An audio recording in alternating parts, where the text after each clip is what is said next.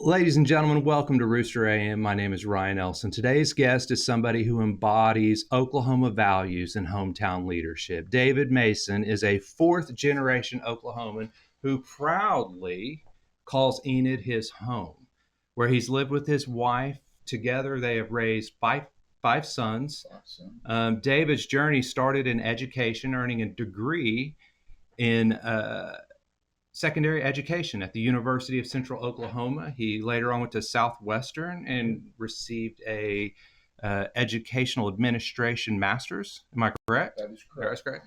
Mm-hmm. But in 2003, his entrepreneurial spirit took over, and he made a successful leap into the insurance world, eventually serving as vice president at Dillingham Insurance Group, and he stayed there until he retired in 2017. David's heart for service didn't stop there. From the Enid Rotary Club all the way to Public Arts Commission, committees in between, David has invested deeply into his community. He has served as the city commissioner for Ward 6, but today he is now the mayor of the great city of Enid, Oklahoma. We are honored to have you here today, David. Welcome, Mayor David May. What do you want to be called? Mayor, Mr. Mayor, David, Mayor Mason? I will tell you, Ryan, I've been called a lot of things, Yeah. but it doesn't matter to me. Okay. Well, whatever you're comfortable with, I'm absolutely. I've known you for a while. There's because you went to our church for a while when I was pastor there, and I was like, oh, there's David, and I was like, there's Mr. Mayor.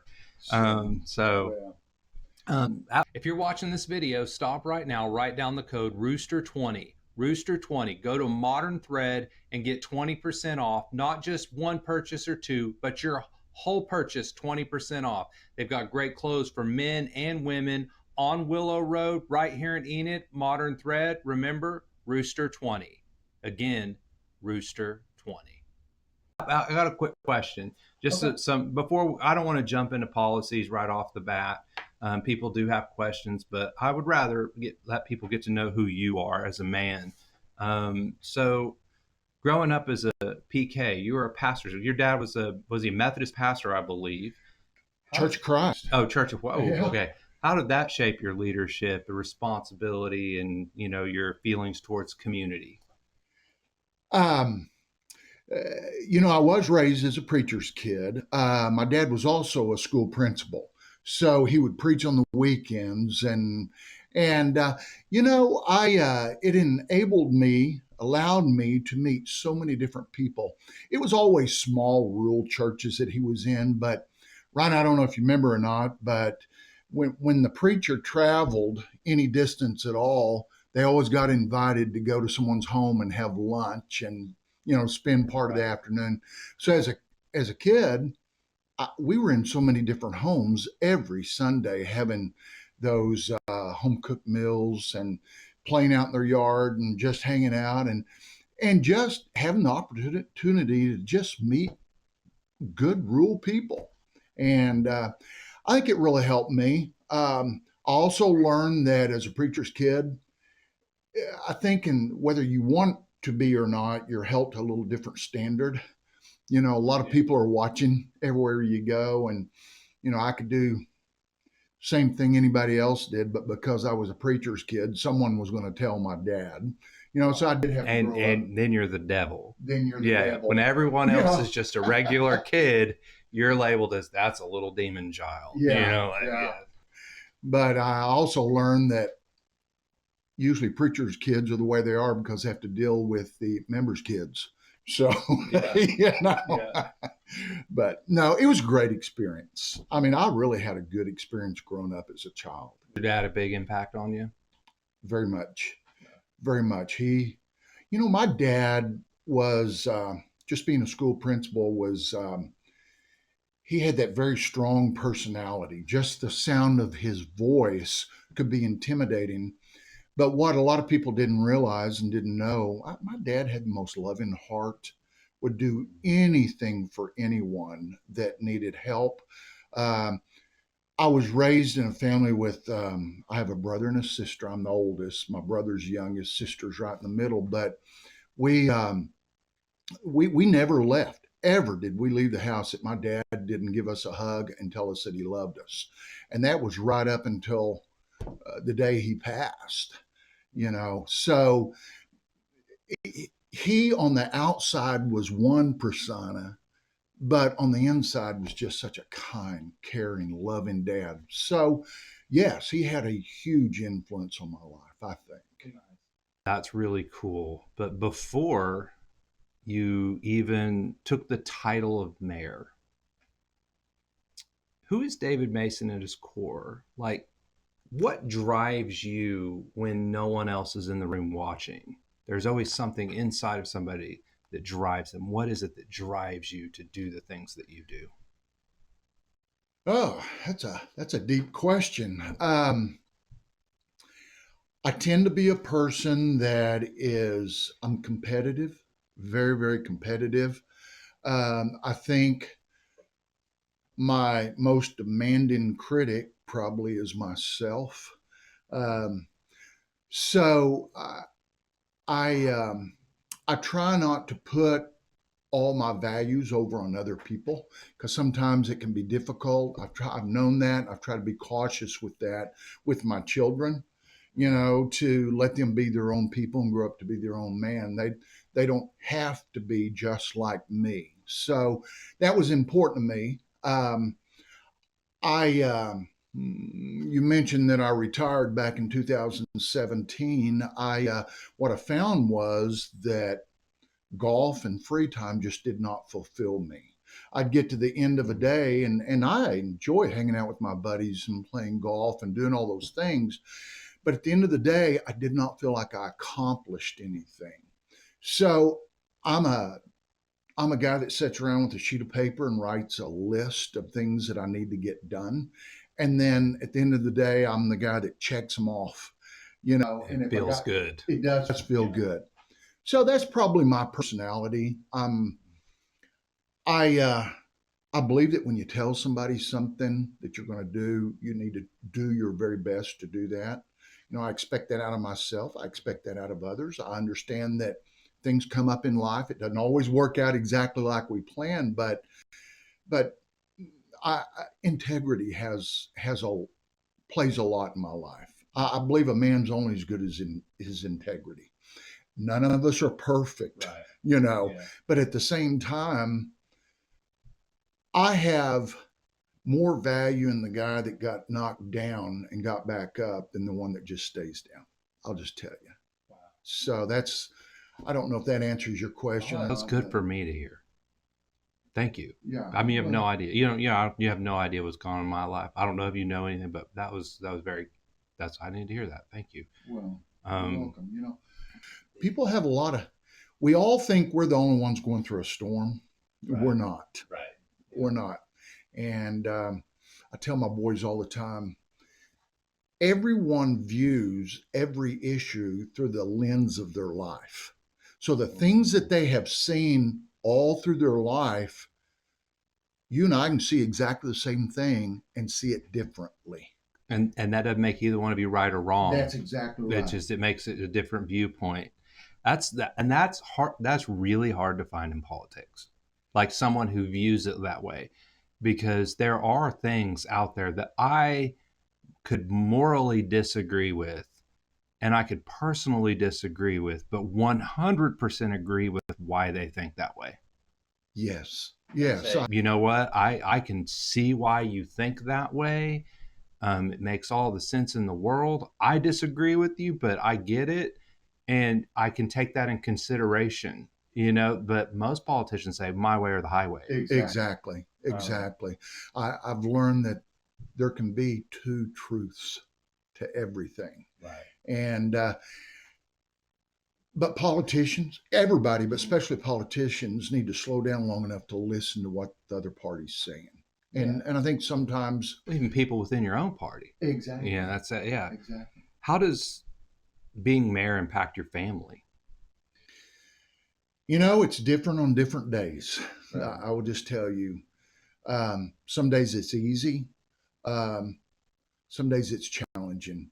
I have and am married to probably the most beautiful, perfect woman for me that I could have ever hoped for. I tell everyone it took me 50 years to find her, but I did.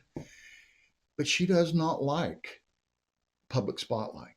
That is not her personality.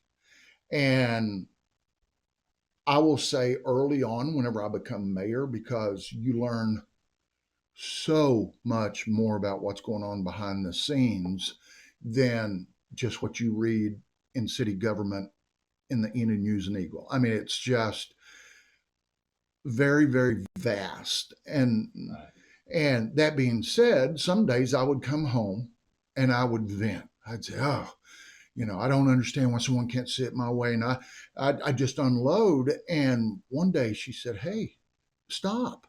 I didn't run for mayor." Now she wants to be a good spouse and a good sounding board for me, but her personality is not such to deal with all that. And so I really had to back up and just think about what I bring up, what I say, how I say things to her.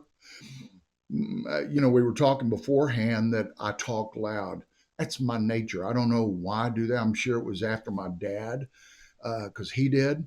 But point is, sometimes I can say something, and if you don't know me or if you're not ready for that, it comes across very aggressive, and it was not intended that way. Right. So I have to watch about how I say things also. Certainly to a wife. Certainly Yeah, to a wife. yeah. That's all a hard lesson. Yeah. And I will tell you, men, it's something you will learn throughout your whole marriage, all the way until the very end. Yes. Because you can seriously try to encourage, and I'm not saying just in general. When you encourage people and you're loud or it sounds aggressive, they don't even take it as encouragement sometimes. And you're sitting there trying to be like, "Man, girl, I'm trying to tell you I love you." Yeah. Like I'm trying to tell you how much I love you right now. And How many times can I say that? Yeah. Right? Yeah. But obviously not enough yet. So that's interesting, because I've thought about public service before, and that's been one of the things that I've been like, well, how would it really affect your family? It does. And when you see harsh things, personal things on different medias, Right. You try to remind yourself. I mean, I would take offense if someone said something about my wife, right? So why would I think she doesn't when someone says something about me? So she's gotten better at that, but that's difficult. It's difficult for her from time to time. And, we kind of have an agreement. The things that I need her, I really feel strongly about being at, she will go, but she doesn't feel compelled that she has to be at every single function, because it's not her responsibility. It's not her responsibility. That's right. That's right. Yeah. She's supportive of me. She loves our community, but she doesn't have to be at 12 functions in 1 week. She also has her own life and business. So there you go. Yeah. Well, that's good. That's good information to know for anybody wanting to go in. Just remember, you have a family. You do have a family. And when you get home, you better take care of them. So the right now, I'm going to shift a little bit. Okay. To some policy questions. We might come back to some of the personal questions. Sure. I didn't know if you knew what I was going to be asking, so I didn't want to get too personal. But there's a lot of momentum in Enid. Like, this town is full of big ideas. We have a lot of great entrepreneurs, great citizens from a wide range of backgrounds. And there's this vision that's kind of like we're like the biggest little town. I mean, we are the size of Edmond, I think, population-wise. We're getting close. But yeah, we're still like a little town. Like, we're not a big city. We're still that little town idea. How do we bring ideas to life? And what challenges are you having to overcome to kind of keep that for our community? So, I don't know if you know or not, but, well, let me back up first. There are several ways to measure the size of a community. Population is one of those. But you could have 100 people that were all unemployed move into your community, and it didn't necessarily benefit your community. So population's not the best measure for a community. Right. It's one way to measure, but I don't think it's the best way. I think the best way, especially if you're into economic growth like I am, is how many dollars run through your community, right? And I'm not talking about just sales tax revenue. I'm talking about total dollars that come through your community. And we measure that. And the state measures that. In 2024, we were and still are number 11 out of 521 communities in the state of Oklahoma. We are on the verge, and I've said this before, but either late this year or in the first 2 quarters of 26, we will become $1 billion community. $1 billion run through our community every single year. Now, of spendable dollars. I'm not talking about what's just set in the bank, anything like that. So, with that being said, we're growing. We are growing substantially. So, to have a vision for a community, you've got to have two things. You've got to have a standard of life that people want to come to Enid, right?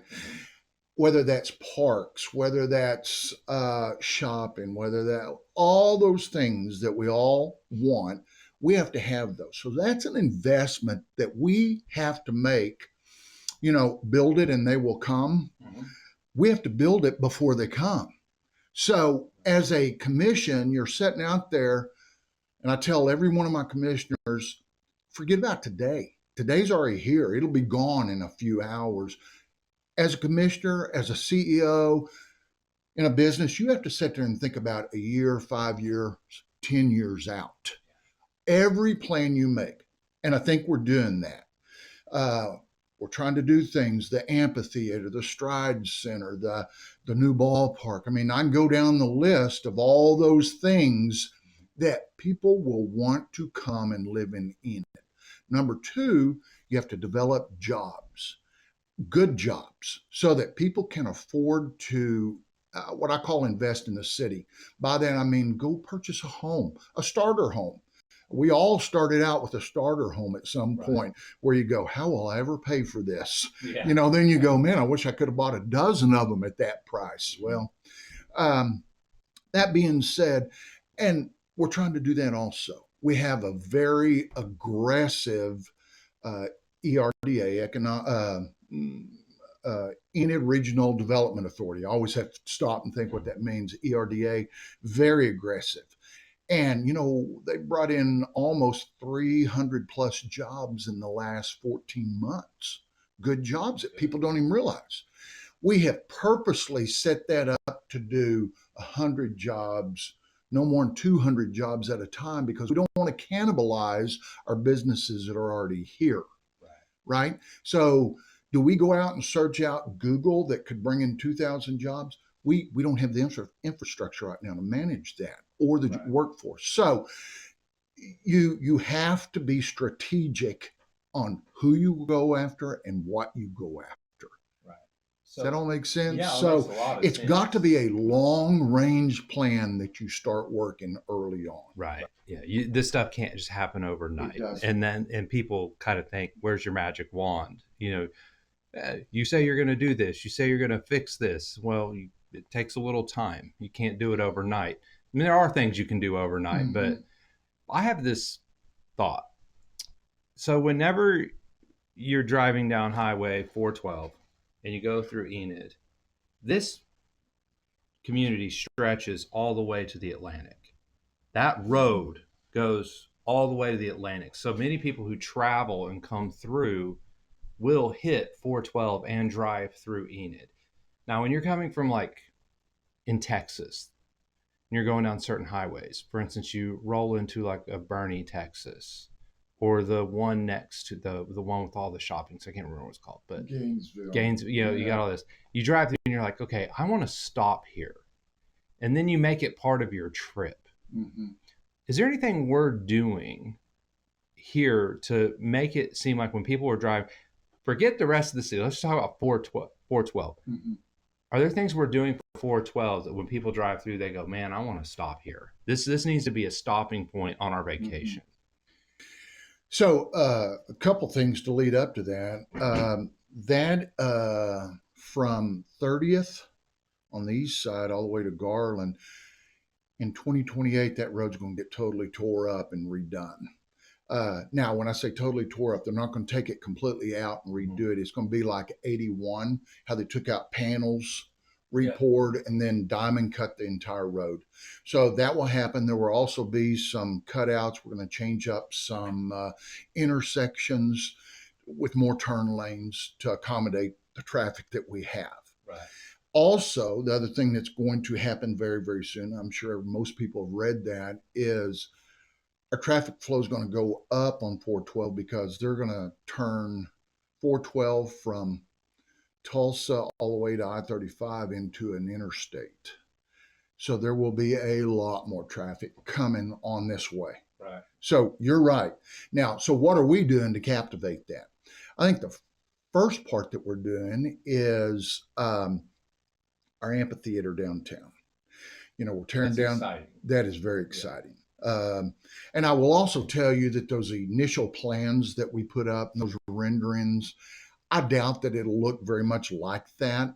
That was something we threw on paper so that people could visualize what we were talking about. Mm-hmm. As we move through this process, I think it'll be much larger, much grander.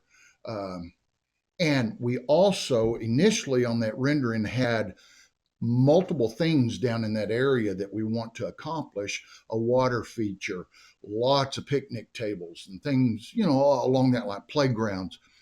But we didn't want to overpromise and underserve. So we took all that out, just showed the amphitheater. But the way we have set that up through a program called PPP, there will be some additional funds coming in, actually through Jiffy Trip. Yeah, they're going to be right there. They're getting a third or fourth, a third store, right? It will be the third store, but not just that. They've agreed to sign up for this PPP program through the Commerce Department, where all of their employees that they have, when they do their withholding, the state withholding tax, mm-hmm. instead of going down to Oklahoma City, 23rd and Lincoln, and it going into a general fund and then it going out to anywhere that the legislature wants to spend those dollars, all those dollars will be put in a separate fund and will come back to Enid then. Why don't we do that with all businesses? Well, they're limited. They have guidelines what you can do. Okay. But we have been using that project for quite some time. This isn't the first time we've done this. And it's a wonderful program. It costs the business $0. Nothing changes. It just takes those dollars, puts them in a separate fund, comes back. My point is, Ryan, that we're going to have additional dollars to do more stuff downtown. Good, because I've heard when this happened, I just told them they don't know what they're talking about and just tried to explain it to them in a way. So many people were like, "Why did the Williams family spend all this money on this tree and put it out there when there's so many other things that need to be done in this?" I'm like, because putting that tree up probably brought more dollars to our city during Christmas, and helped our economy so much more. And that's the stuff we need on 412. Like when someone is driving down and they're coming through for the first time and they're like, we can stop in Enid during Christmas vacation, go into Mom's over somewhere else. Right. And as we're coming through Enid, let's stop in and go to the one. Well, while they're there, they go downtown, they buy something, they go to the Enid brewery, buy a drink, and they're spending money here. I know that I think it was the Brahms over there with the first year that the one tree came up. I went into Brahms and I asked for something. And they were like, we don't have anything. Like it's all gone. Like that day they sold everything in there. And that's good. The Williams family does a lot of good, and so did Jiffy Trip for Enid. So it is the are they doing the amphitheater? Or is that you, or is it a partnership? It's a public-private partnership, and the reason we're doing it that way, and I've got a lot of questions on this. All the land there along 412, we owned every bit of that across there. We had Family Dollar had a lease with us. We owned the building. We terminated that lease. All that'll clear out. That's where Jiffy Trip will go. But people go, well, why did you give Jiffy Trip all the land to the north. Well, if we give that to them, and if we invest those funds that we will collect from the sale of the frontage property, and they do all that work for us, they're able to do it at about 40% cheaper than the city can. And then they donate that back. That's what we did in the district. I mean, it knocked it out of the park on. And when you have someone who knows business, uh, no offense, government sucks at a lot of stuff, right? But if you hand it over, the smart government thing to do is hand it over to the private business guy that's successful, that knows what he's doing, and say, now go run with it. And then you're helping us out. And I think that's a smart play. Don Rose will be the overseeing all that project down there. We don't have to carry it on our insurance or any of that stuff. And then they donate it all back to us. So the $1.3 million that they paid for all that frontage property and this public record, you add 40% onto that it would have cost us. We actually, our value is 1.7 for that property, which is way above market value. So I know people don't fully understand business sometimes and economic, but we knocked it out of the park. Well, I can say as a smart play, putting it in, doing it that way is, if they said, let's vote on this and do this over the years and not just hand it to someone to say, get it done, it would be 5, 6, 10 years before this was even done. I'll tell you. And let me tell you this. There has been an amphitheater plan down there forever. It's in our master plan that was drawn up 15 years ago. It's never been done. It's never been I done. bet Kyle has this done in a couple of years. Or he'll be working on it. It'll be they're going to start work either late in the fall or early in spring of 26, and it'll be done within 12 months. So by 27, it'll be done. Yeah, so 15 years or 12 months. Yeah. Like that just, it makes a huge difference when people are motivated to do that. So to go back to your original question, I think the amphitheater, and we intend to do some large signs up over Grand and Independence. We're going to rename downtown. I don't know what that's going to be. It's got to be more creative people than me, but we want downtown to be a destination when people come down 412. Yeah, certainly with the tree. And then we got the movie tied to the tree. Yes. And I don't know if you know the I've heard the rough cut of the movie. This is no joke. Like, this isn't going to be your Hallmark Christmas movie. Good, it's good. It is really good. And it could be one of Martin Sheen's like premier roles that define him. Like, it's really that good. So we have that to connect with the tree. I mean, the downtown area, there's so much upside to Enid. I'm glad you're doing it. I know you're probably familiar with Placer AI. You know, it's a software to track how much that tree brings in so many people. We're able to track not who they are, but where they go before they show up, where they go afterwards. We can see how much impact it's having on our businesses. And we have been encouraging our downtown businesses, along with all of our restaurants, ice cream places, Brahms. We now have a historical record of how many people are coming, but more importantly, where they're coming from. There are over 400 people come from Woodward every year to see the tree. So if I'm a smart, if I'm a smart business guy, the week before the tree, the grand opening, I'm going to be geofencing over in Woodward and advertising buy one, get one, or whatever my product happens to be. When they come to Enid, they already have a coupon in hand. Right. Yep. So we've just got to, and I tell the council all the time, we've got to be smarter, not just work harder. We have to think through this and get out of our silos where we've got all these different groups that are doing things by themselves and figure out how we can all band together to really lift. And I think we're doing that. I think you're starting to see the first stuff. And it's the people of Enid. That's really what it is. Like, I've recently talked to Wade Burleson. He mentioned you, and he goes, there was a time where you and him, you just had completely different opinions on a certain topic. We don't need to talk about the topic. And he was like, but he never lost respect. He said he believes you've done a great job. He believes you're a great leader. He has so much love and respect and kindness for you. And that's so rare in politics. You guys are the same party. You all the same, but you bumped heads, but he was like, I love him.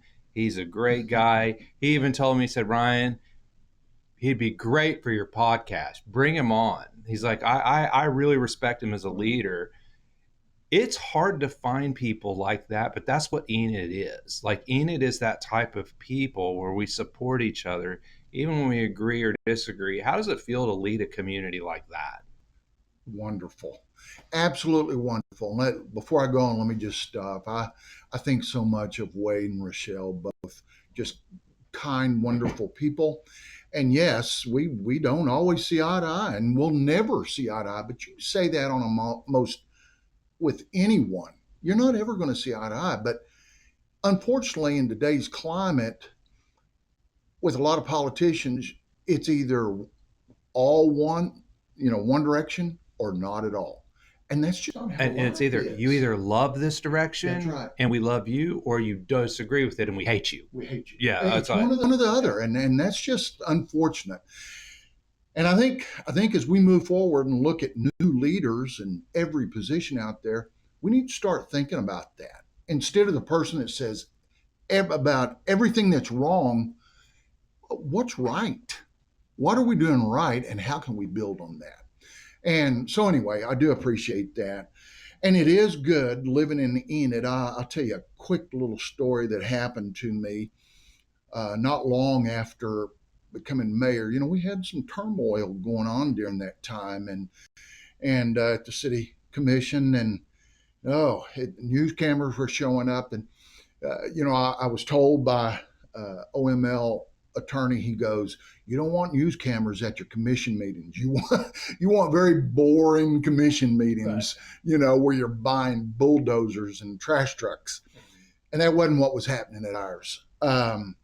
But I'll never forget, I walked into Rotary one afternoon, and I'm just trying my best to get through some of this. And I sat down at the table, and the guy walked up, patted me on the side, and said, hey, can I sit down with you? And I know him very much on more left-leaning views than what I would have. Patted me on the back, said, man, you're doing a great job. Can I sit here with you? And I said, absolutely. It wasn't 3 minutes later, a guy walks up, pats me on the back, very right-wing views, and he said, boy, you're doing a great job. And I thought right then, I went back and I told Melanie whenever I got home, I said, that tells you a lot about Enid right there. Yeah. If you try to do this right thing with all your heart, if you study the issues, and if you voice your opinions and just stay down the middle, people respect that. And I think they really do in Enid. And that's what I've tried to do. My views, I used to think I was very, very conservative. As I've gotten older, I think, as we talked about earlier, I think there's more than one truth to every situation. That doesn't mean that my values go one way or the other, but I try to very much understand both sides, and I think Enid appreciates that. It seems like they do. Well, I have a plan. I'm gonna throw this plan out. Now, this is me just thinking big. Okay, I'm a big thinker.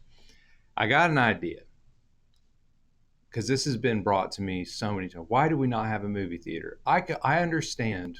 I can understand why people are hesitant to put in a movie theater. I get streaming. You have to have a whole lot built around a movie theater to make money, and it could be a scary investment. But I'm thinking this. We have the one movie coming. If we put together as a city, a one movie theater, just one, it doesn't need to be an AMC 12 theater, just one or two screens. We'd call it, we name it after the tree, or we name it after, because right now that's what we have, the one tree. We could have the one amphitheater, the one movie theater, and we put it down there.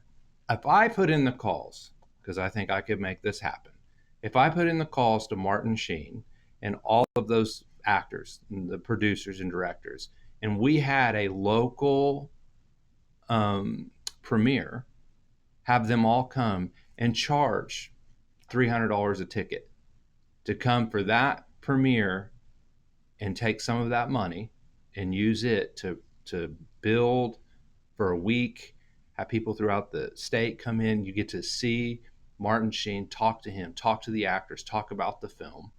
It would be a promotion for Enid, be a promotion for the film.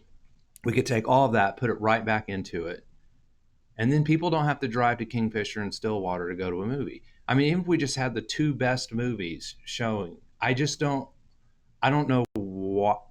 Honestly, I don't know why a business person hasn't. Probably because the city, for some reason, doesn't have the space, or I'm not sure. I'm really not getting involved in that. I just sit back and think, why do we not have one? I don't know why it wouldn't fill out every single weekend, even if we just had two theaters, just two screenings. I heard it cost $20 million to put a theater together, and I'm like, that Kingfisher theater ain't worth $20 million. Like, what am I missing? Am I really missing something, or Oh, well, I think so. okay, what am I And I missing? can explain a lot of that. I was in the theater business for a lot of years. I built new ones before. Um, a couple things I'll remind you about Kingfisher is they are subsidized substantially by their chamber down there. They don't that does not cash flow by itself. Also, they already had the building. You have to have certain heights and some things in order to get those screens in, right? But the main thing is if we come in with two screens or three screens, we will never get a larger complex because they then have to buy, and I've dealt with this, they have to split the product at that time with the larger, let me give you an example. Whenever I opened up my theater in Altus, um, we had four screens initially. We later divided some of those auditoriums so it was seven because we built too small, right? Start out with, we built four, but there was already an existing downtown theater. So because the way that the film companies do it, the theater that was there first got the first pick. We got the next two because we had the double screens. And they got the next pick on the film. They won't play the same film in a population of 53,000 people. And two different screens. That's right, on two different screens. Also, so what happened, and I'll never forget, their pick was Days of Thunder with Tom Cruise. I thought, oh man, this is going to be horrible. Our pick was a little film that nobody had heard about called Pretty Woman. Oh man. And it had legs. It stayed up for 10 weeks at number one, I believe it was. And shortly after that, the downtown theater closed. We don't want to cut off our option to build a large theater. And that's what would happen if we put in one or two screens because it'll split the product. Number two is there's not enough product out there right now. Ever since COVID happened, and you can just draw a line in the sand, they have not ramped up with great films. They've done a lot of remakes, and They have. they are actually remastering movies and just showing remasters to fill out some of the screens. They are. But the other thing in those movie contracts with filmmakers, it's not just one film and done. If they say, I'm going to give you this movie, Superman, that we know is going to be a big hit, then I need you to guarantee that you'll also take this one and this one 60 days later. You see what I'm saying? You're not on contract just for one film. So you don't have enough screens with two to fill up all those commitments. In this day and age, you've got to have 5, 6, 7 screens. Now, I will tell you this. I think you're going to see an announcement pretty soon. Really? I can't go into a lot of details, But for people that don't think there's anything going on behind the scenes on trying to bring that in, I couldn't count the hundreds of hours of work that's been put in. And so I hope soon, very, very soon, but I promise you it would kill the deal. If we went and put in or announced that we were going to put in a two screen, that our other options would be dead. Okay. Dead in the water. Yeah, I didn't know. I didn't know that. Yeah. I didn't know how that worked. So I was just there's more to how those film contracts work than just throwing up a screen. because I was just thinking, just the people. It's like, man, they just drive out of town. They drive out of town. I'm like, how much more convenient would it be? And you're right. Since COVID, what about this? Okay, this is thinking so far outside of the box. What if we try to have our own studio? We've had 6 films, I think, shot in Enid. Mm-hmm. It's a great location. You can do a whole lot. We have multiple seasons here, so you could shoot a lot here. Has there ever been a thought of not bringing Hollywood to Enid, but creating a new Hollywood in Enid? I know that we've talked to the what is that, the Oklahoma Music and Film Institute, or it's not an agency, but you know who I'm talking about. They've been to town multiple times and had the opportunity to talk to them, visit with them. We're willing to do anything on that. We're to look at anything. I just don't know. I mean, you'd have to show me how there'd be an ROI on that. And if we could, I'm not opposed to it. I know it takes very, very large buildings to do that. And I know they've tried that down in Oklahoma City. They had it at the old Myriad and the film studio, and it moved out. It just couldn't sustain itself on a full-time basis. So I don't know all the backstory of that because that's Oklahoma City, but I'm willing to look at anything, but I need to see a return on investment. How are we going to make that money? Yeah. I get it. No, I get it. It was just a thought. Mm-hmm. So your son, he's a regular at Waymaker Coffee.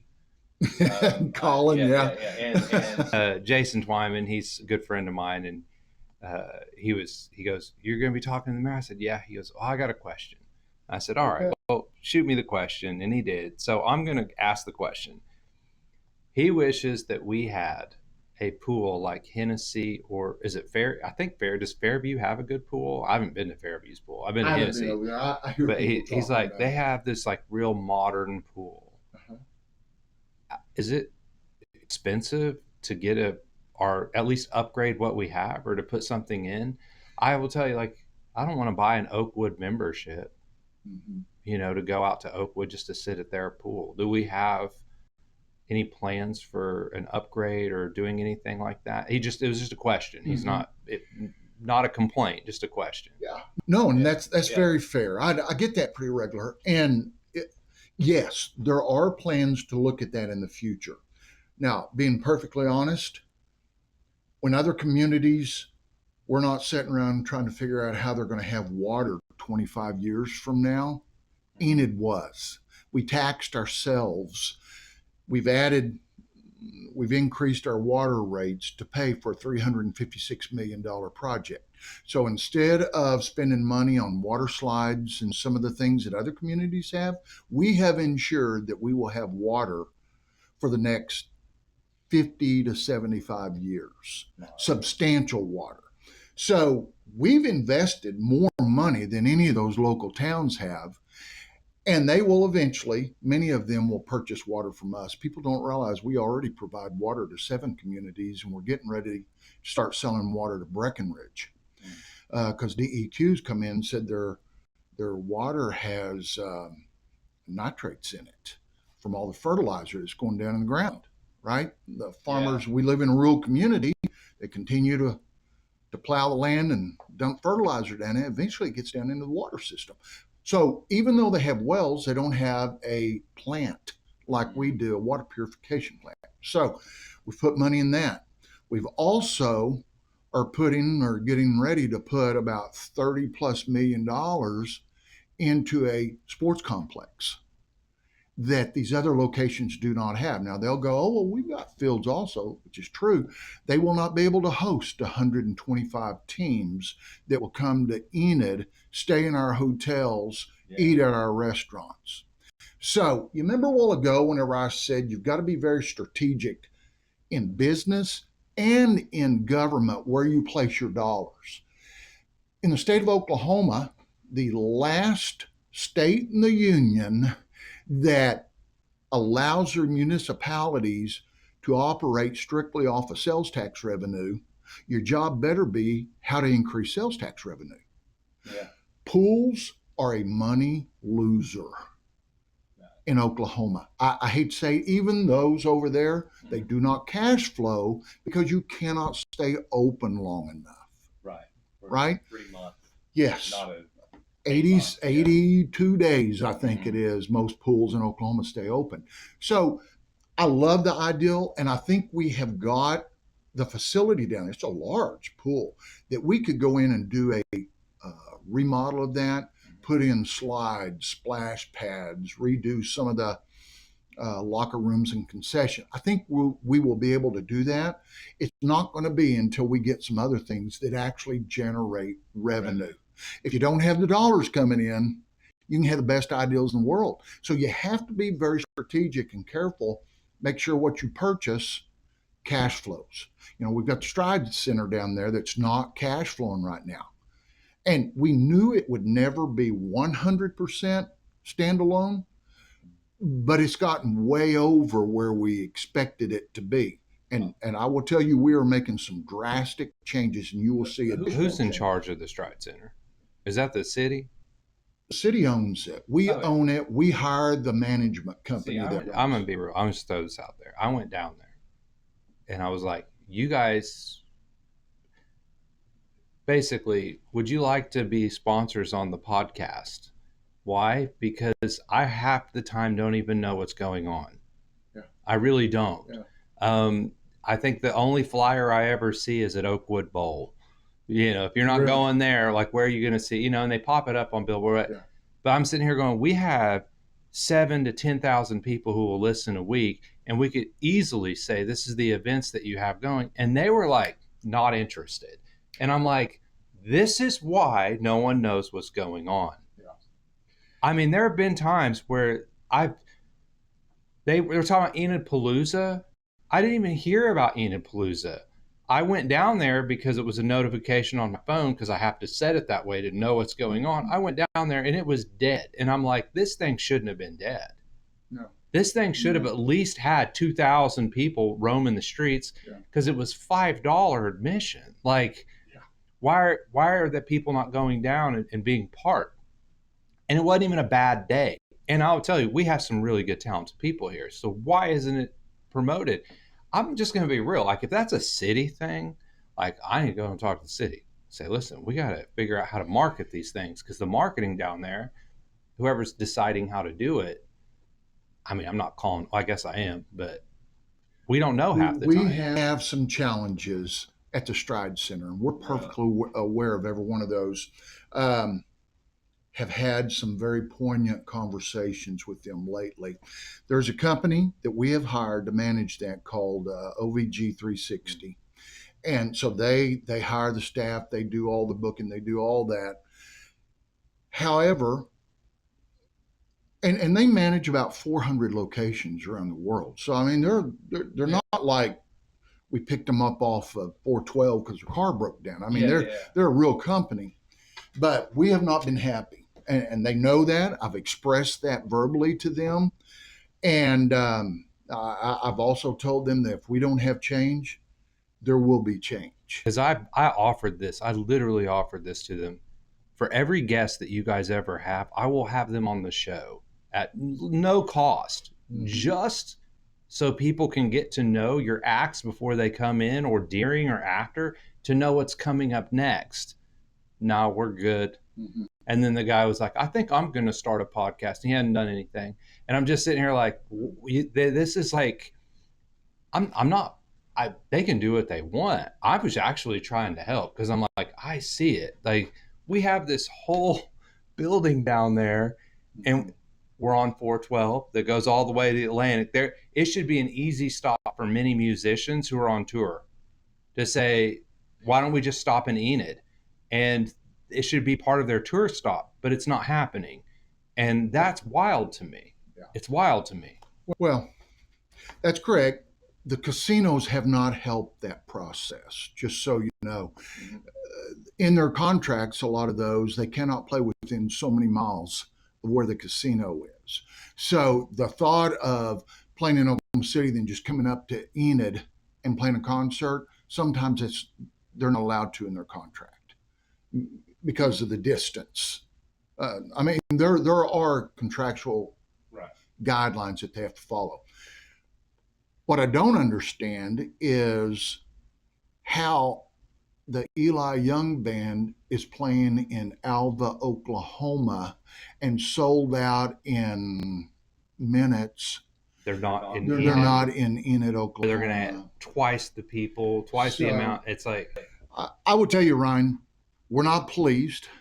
They know we're not pleased, and they have been put on a very short timeline to turn that around, or I'm gonna go a different direction. So cool. That's not. I wasn't meaning to like bring up some. I just curious, and it's nothing that I haven't said in public before.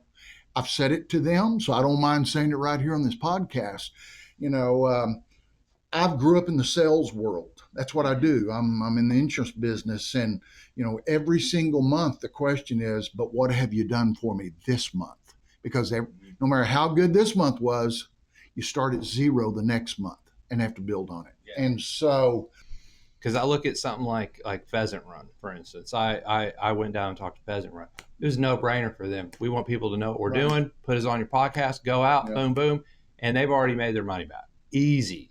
They had one event out there that we brought people to, and it made all the money that they invested on the podcast in the 1 year done. And then Stride Center was like, "Nah, we're not interested." And I'm just sitting there like, "You didn't even listen. Like you didn't even listen." It's like, and I'm a local. I'm not just some guy from the city. So it was kind of like a little, slap to the face. But I was like, "Hey, whatever."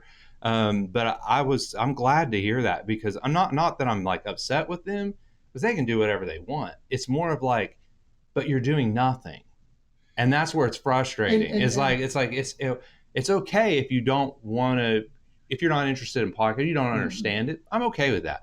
But when I look around and I have to go to like different websites to figure out what's going on, it's not just thrown in my face all day. Yeah. Like when I go out, someone should be saying, "Zach Williams is coming, man." Like, like no one knows. Like, and to be fair, I've looked at the spreadsheets all the way, the P&Ls before COVID up to current, right? Right. You can draw a line right there at COVID. And now, and I want the public to fully understand, something like the event center, when we say it's doing well, they will never cash flow all by themselves. None of the 400 that they manage cash flow, right? You always have, but we also subsidize parks, splash pads. We don't make any money off any of those. They cost us. We think our break-even point compared to what we put in it versus what the reward is on economic impact is probably around $300,000. But then we do more than that on mowing our parks, right? So to us, zero is in and around $300,000. 750, 800 has gotten way out of hand, I think. But we've got to figure out what plays here. And then our public, our citizens need to go purchase tickets and show up at things. But for whatever reason, the amount of people that will come out has gone down and down and down over the years, ever since COVID. I mean, just draw a line right there. Well, COVID happened. There's going to be a generation of about 2 years of people who don't understand or know how to go out and be social, because that just shut them down. That was their social development time. But we'll work through that in time. I think about the people, the reason why a lot of them don't go is because they just don't know. Like they know there's an event center, That is partially and correct. Yes. because I mean there have been acts that have come and gone, and people were like they were in Enid, and Yeah. it's like yeah, like so I don't know what it is. I just it is kind of a thing that's just kind of bought, and probably because I have a marketing background. That's what I did before I was a pastor. Was I was a Right. marketer, and I'm like, you guys are sitting on gold mines around town, and you're not doing the things you need to do, and I don't know why. The other thing that changed, and I want to be fair on it. The other thing that changed is prior to COVID, you could get bands to come in for 60, $75,000 guarantee. Now then, they won't even talk to you for less than 125,000. We have 3,200 seats, so at 125,000, even if you max it out, you're very marginal. Does that without the ticket price just getting out of hand? We've also looked tickets that are under 50 sell so much better. Once you break the $50 mark, they fall off a lot. So the bands have kind of priced themselves out also. If you don't have a venue that can bring in, BOK can seat 18,000. So they can still manage a band that requires 125,000 or more. We can't. We cannot. So there are some economics there that are going to have some dynamics that are going to have to change. But we're not going to keep doing that the way that we're doing. And you'll notice we've cut down. You don't see near the concerts we have because every single one of those almost we're losing money. Now we've got a few, but we're doing more sports events now. Those are a moneymaker. Those are a guarantee. And plus, that gets people into our town for more than one day. NOC World Series. Yes. How's that doing? Oh, man. I just hope we can get the contract again after 2028. We're good through 28. And we got that. And then October, I believe it is, we have out at the new soccer complex the 2025 Division One, not Division Two, Division One girls national soccer championship. We got that coming here. Coming in. Guaranteed. I didn't even know about it. Yeah. That'll be awesome. Be hundreds of people from all over the United States coming in for that. Yeah. Soccer's the most famous sport. And then the year after, we've got the boys NCAA regional, I think it is, coming in. So there will actually be more teams coming in on the regional than the national championship. But, I tell you, because because the soccer complex was built better than it had to be, we're able now to land some of that stuff. So when I hear other small rural communities go, well, we've got soccer too, or we've got a ball field. There's a difference in being able to have local games and having hundreds of teams come in. Yeah, it's a difference between playing and hosting. That's exactly right. And Enid's always been the type that we're going to be the leader and not the follower. So yes, when we do a movie theater, it'll be a big movie theater. It won't be a 1 or 2 screen. When we do a sports complex, it'll be a big one. That's what we do. Oh, it's good to hear it like that. So I can see the growth that's going to happen. We do have businesses like the small, like Garfield's Furniture, for instance. They've been here since I don't even know 1922. I think. I mean, they've been here a long time. You have people like the Modern Thread up there on Willow. These are small businesses, but they're really good business ran by good people. What are we doing to prevent running them out when we bring in the big stuff? Because we don't want, like everybody wants a Target. I would love a Target. Really, I love Target. I don't even know. I don't even know if that's in the talks, but that's something that people have talked about. I wish we had a Target. I wish we had a Target, but I also don't wish we have a Target at the expense of them. And if we do get a Target, what are we doing for them? And is there anything that we do for local small business that I don't know about? There is. And we do a lot of stuff through the ERDA. We always think that the ERDA, what they do is go out and find a new business and recruit them and bring them in. That's one thing they do. They work so hard with local businesses on their business plans, how they can cash flow better, and also on their workforce. train their workforce, help them find workforce. They have a website out there that you can go on and list if you need to hire people, and list at no charge if you're just be a member of ERDA. So probably bringing in new businesses is a shiny, cool thing to do, but that's probably only 30% of what ERDA does. They work with Audrey Tech on some of these businesses that need to train for certain things. They work with Audrey Tech to make sure that they're training those specific skill sets.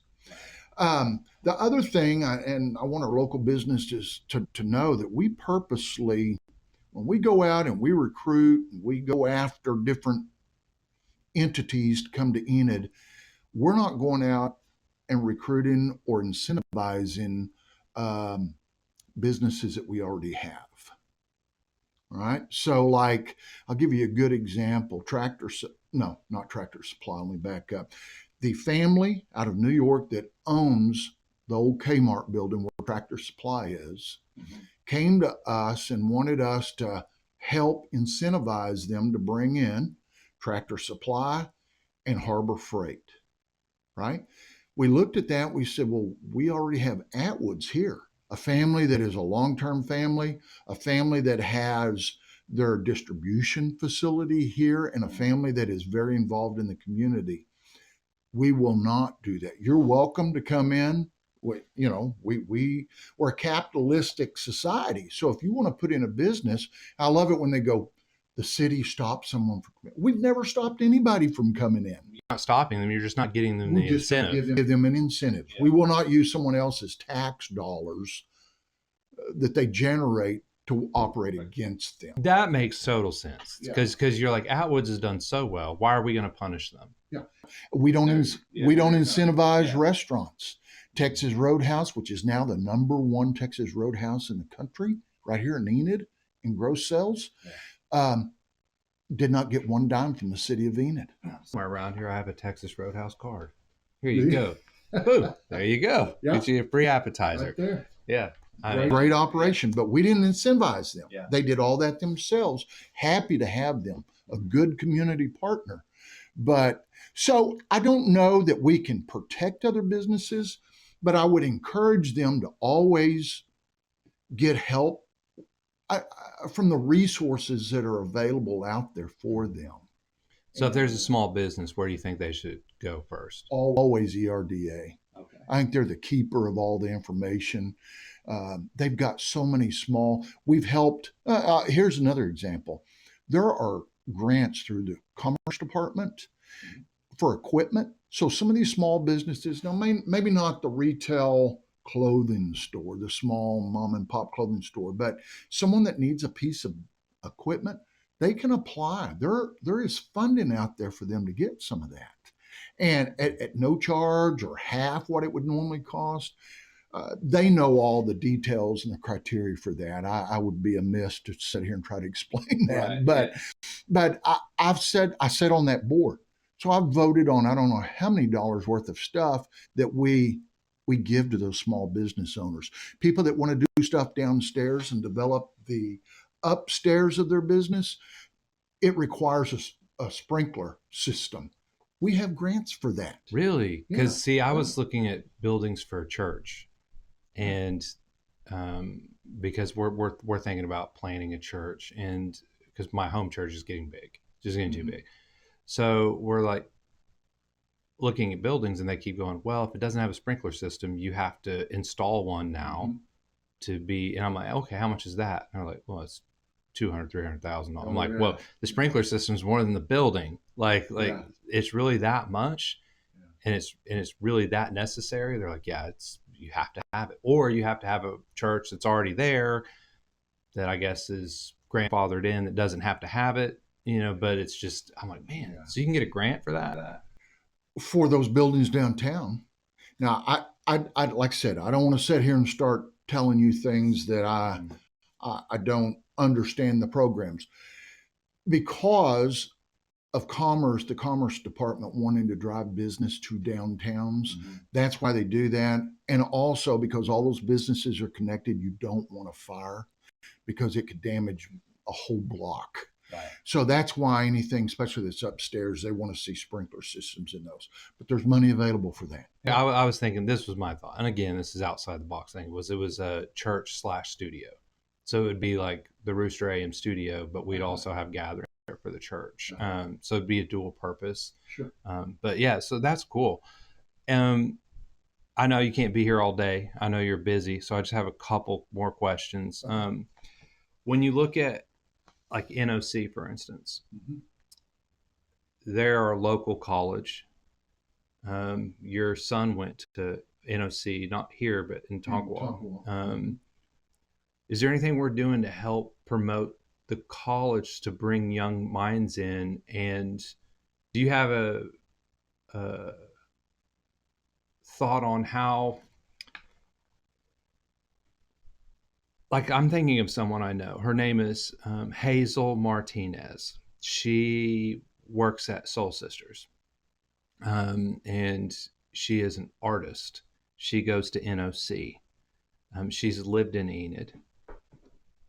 When she graduates, what are we doing to make sure that that young person stays? And what are we doing to help the college? Is there stuff that we're doing right now to help them? Because they help us a lot with the World Series and all the other stuff. Yeah. And on top of that, do you have any fond memories of NOC? Because I know Well, your son played. he did. He played NOC Tonkawa, played baseball. He was a baseball player. And it was a good fit for my son. My oldest son, he later he graduated from Oklahoma State, but he was a guy that needed to grow into that a little bit. It wouldn't have been good for him to have gone straight to OSU, right? I mean, just his personality. So it all worked out well. What are we doing to help? I think more importantly, need to point out how well both of our colleges work together. I am on the higher education board of directors, and every month I get to go set in. We have Autry there, we have Northwestern, we have NOC. Who am I leaving out? I hope I'm not leaving anyone out. All those leaders in a circle, we have a committee that actually raises money for that foundation to give scholarships. And they go to every one of those schools. You see what I'm saying? So the money's raised in a pool that can be used. They have a placement service at both of those colleges. And what is really cool, I think, is the two universities have worked so closely together that one, they don't get in each other's back pocket, but at the same time, they create programs so that our students can go from one institution seamlessly to the next one. And on top of that, through VDA, Advanced Development Authority, one of the things that the city does is we provide, I believe it's $30,000, $35,000 a year. It started out for our military, if they wanted to go to college to take classes out here, that we would pay for part of that. Then it turned out we opened it up to the spouses, and now we've opened it up to their entire family. So the city, we put $30,000 towards that for anybody that wants to go out to Autry, to NOC, or Northwestern. So it's an investment. We hope that when those students graduate, that they will look for jobs right here in Enid. I mean, we have job openings. We need people.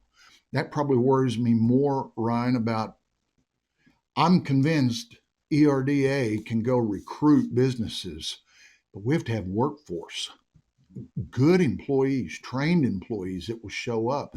I talked to Neil Rasmussen out at Bryce Steel.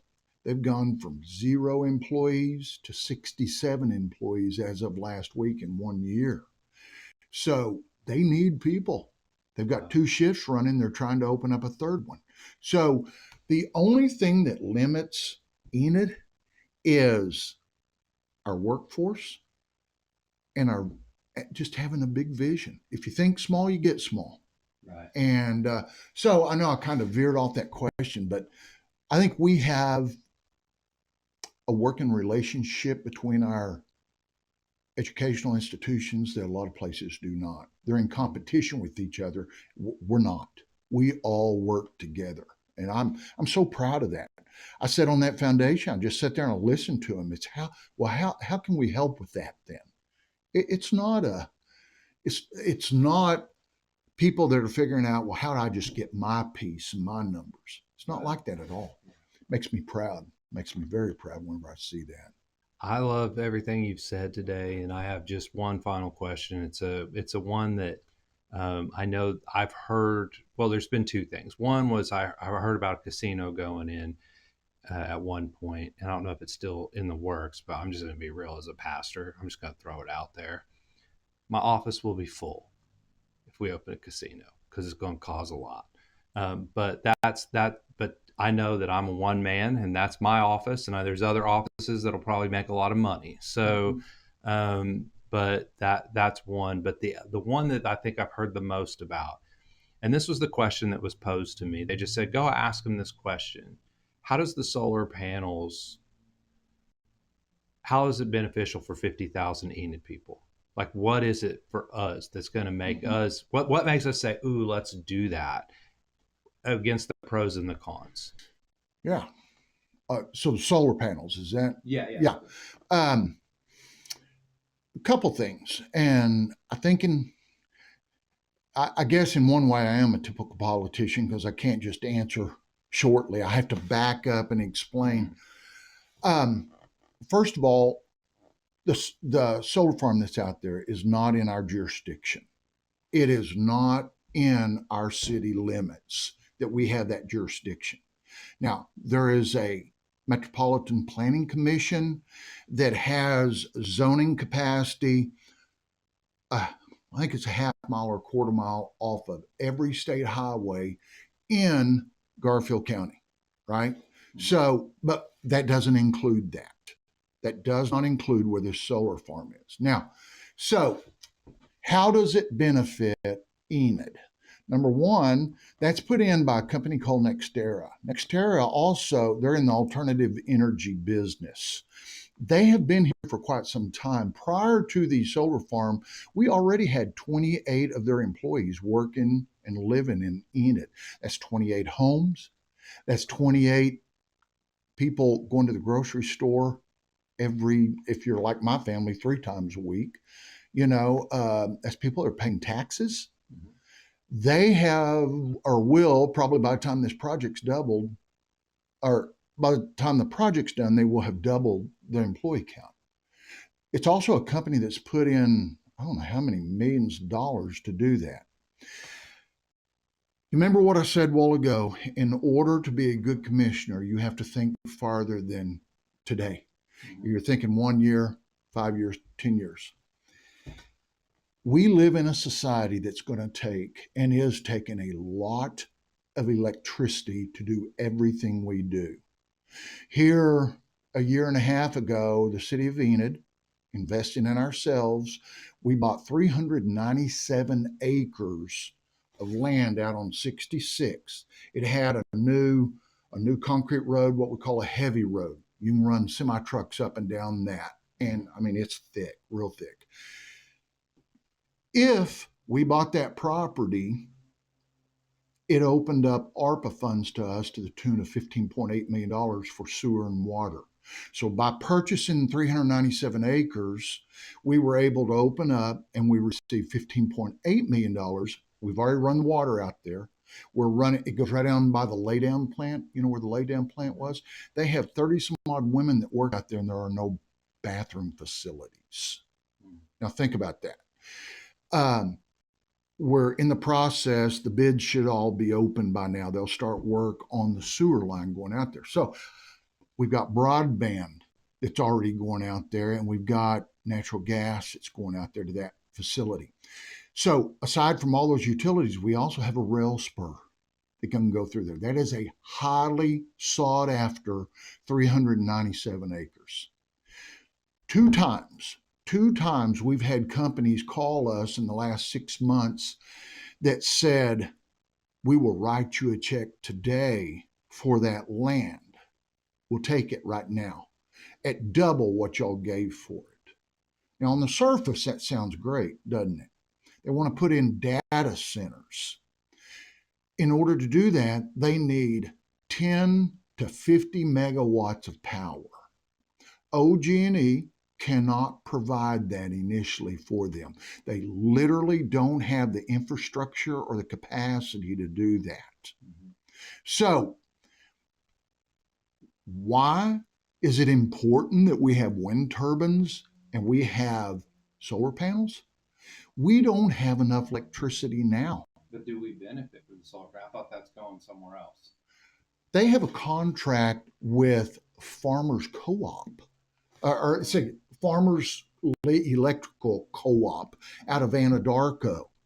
That goes out, they've sold every bit of that power to that co-op, that every one of their co-ops, their electrical co-ops they're out of Anadarko, are in Oklahoma. They also provide the power for Altus Air Force Base. So the power that's generated right out here goes onto the grid and goes to Altus. So does it affect us? Yes. We need it on the grid because people just buy every tanker of natural gas that comes out of Grant County doesn't stay in Oklahoma. It goes to Houston, it's refined, and then it goes all over the grid across the United States. So when you pull up to a pump, you've got electricity. You have to think of electricity like that. We're not producing electricity to go from there to my house. We're producing electricity to go on the grid that then can be sent wherever the capacity is, right? It's if Advanced Foods only sold hamburgers in Enid and product in Enid, they wouldn't be Tyson Foods. Well, I understand, but are they selling any of it to Enid? Are we getting any benefit from it at all? Absolutely. You know, the piece no one ever talks about is the ad valorem tax that those schools are going to benefit from out there. Not one person's ever brought that up. And I will remind you that of the 19 property owners that went on, there was no eminent domain on that property. No one took any property. They, as a business person, sat down and figured what they could make off of their land, farming it per year, versus what I can lease it. It is a temporary lease on those solar panels, what I could lease it for. They chose to do that. So you can't say I believe in property rights and then not allow someone to make more money off their land. We didn't have any problem when someone was putting up an oil derrick and pumping it. Well, I think there's, and I'm not educated enough to be able to make a good statement or argument for it. So all I've heard is that they can be extremely dangerous, and if they're dangerous, it's a false statement. Okay. A false statement. Prior to when all this started up, we researched it. You know, I know you get told from people that the city just jumped into they did not require any permitting from us, right? So we sent them a letter. You don't need anything from us, right? But we do that to anybody that comes in and goes, hey, do I need a permit to paint my fence? No, you don't need anything from us. So we researched that. I mean, we did a lot of research, and they've been posting, groups have been posting flames of these batteries and everything. All those photographs were from years ago. Our fire department, let me give you this. We don't live in a zero risk society. Everybody forgets right out there in the same location is a little company called Koch Industries that produces fertilizer. The same fertilizer that they produce was what was used at the Murrah building. So we live with risk, right? But our fire department has a plan. In the event that Koch were to catch fire or have a problem out there, we have a plan for that. You realize that every single one of these planes that fly above our head and land, touch and go out there at Vance Air Force Base, they're not pilots yet. Right. Yeah. They're Right? training. Yeah. They're training, because the reason I know that is I go to the ceremony that they get their wings after they've done hundreds of hours of practice flying over our schools, flying over our homes. We forget about that, right? Right. Our fire department met with their next era's engineers on those solar panels. What's the risk? What's going to happen if one of these battery panels, it melts? It's called a thermal meltdown. It doesn't flame up. It melts down. They also have technology now that disconnects all the other batteries from the one that overheats. It will sit there and it'll melt straight down. You're hearing the phrase, we'll put 1 million gallons of water on it. You know how much water they want put on that? 0. They don't want any water put on it. We're not even allowed to come onto the property with a fire truck because they just want it to melt straight down in the event that that even happens. And then they pick it up with a forklift, they move it, they set another one down and connect it back up. So there's no chemical. It's more of an urban legend that it will catch on fire and half of Enid will burn down because of the wind and everybody's going to scream. You know what? We have house fires all the time. Give me one example. Well, you're in a house that was in a house fire. Yeah. This one right here caught fire. No. Did the whole block go down? Nope. Did half the city go down? No. They were actually really good. Yeah. They were. My point is, don't listen to all those rumors. They're not correct. We've looked at that. There's, the smoke from them is going to poison everybody. No. There's more toxins come off of diesel fuel. So there's more fear than facts going around, and facts don't lie. And as long as we've had facts are out there. We've done glint and glare studies. It's going to, the pilots, it'll glare in their face. And they're matte now. I mean, you don't want the shiny ones because you lose all the reflectivity from it. Now, also want to remind people that before we do anything in Enid or the surrounding area in Garfield County, we go through what's called the DOD, Department of Defense, clearinghouse and say, hey, will this adversely affect Vance Air Force Base and their mission? And we give them all the details. All that's sent up to them. They research it. They look at it. We got a letter from them that says there is zero effect on the mission at Vance Air Force Base. They are currently looking at putting solar panels on top of some of their buildings out there along the side of the runway. It doesn't affect them anymore. That is such old technology they're talking about. It'd be like us talking about putting up wooden old derricks. We don't do that anymore. Right. Yeah, they used to blow out. They used to catch fire. They used to a lot. You don't see that hardly. Right. So, it just kind of almost irritates me. Remember at the very start of this, I said sometimes there are 2 truths on every topic. I wouldn't want it in my backyard, right? If I lived out there, I understand some of those folks' concern. I really do. But I also believe that the property owner has the right to farm that land, to sell that land, to lease that land. That's capitalism. It is. To allow capitalism. Nobody had a problem when they started selling that land for marijuana growers, right? And fencing them off and walking around with guns. And they didn't have a problem with that, seems like. But but you get it, though, because you're saying like if it was in your backyard, you wouldn't want it. Yeah. I would probably be opposed to that also. But I don't like the fear mongering to where I've had little ladies call me before just scared to death because of some of the stuff they've read, which is just not true. It is just not true. We already have more risk with a fertilizer plant and planes flying over and the amount of traffic we have coming down 412 than we do on solar panels. So, or on wind turbines. Risk assessment, it's not a high risk. It is not a high risk. And they have to remove those when the term of the lease is over if they don't renew it. So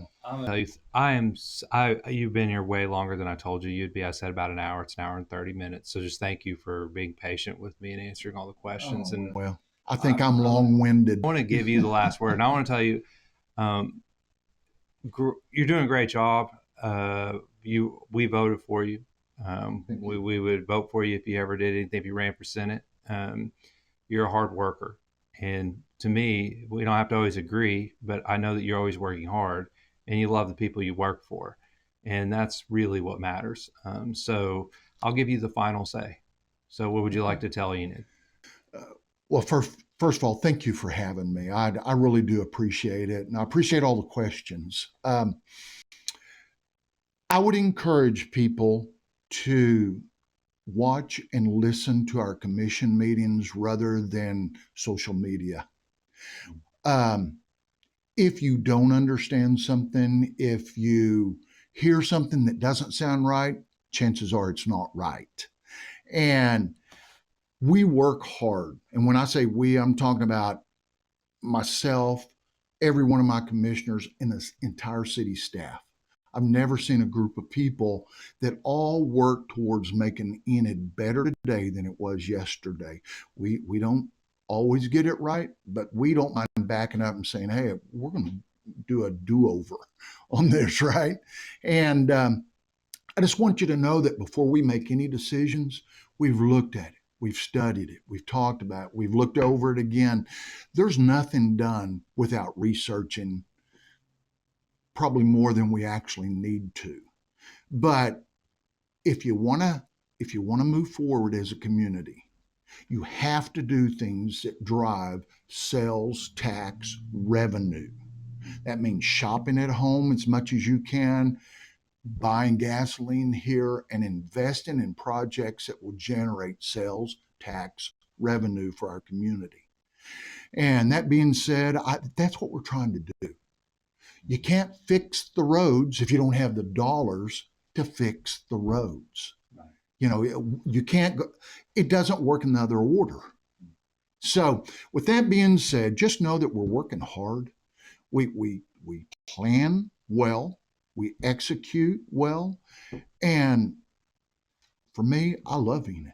It's my home. It will be my home for many, many years. And just don't believe everything that you read everywhere. Ask us. I will tell you whatever it is that you want to know. And so anyway, happy to be here. Come back I'll come back anytime you ask and be a part of that. So, anytime you have big announcements or things that people need to know, you feel free to pick up the phone. I'll put you on and let them hear it.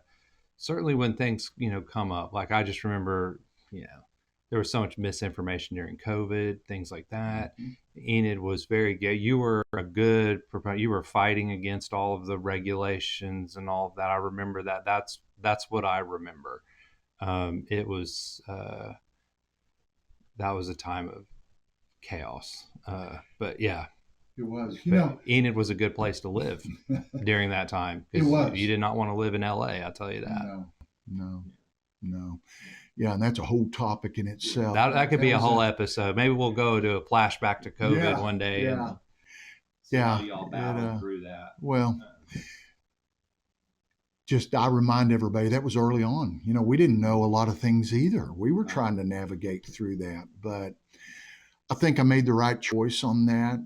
Stood my ground, and I don't. Well, time for another topic. Yeah. Got it. All right. Well, hey, it was good having you. Thank you so much. Oh, you bet. Anytime. See ya.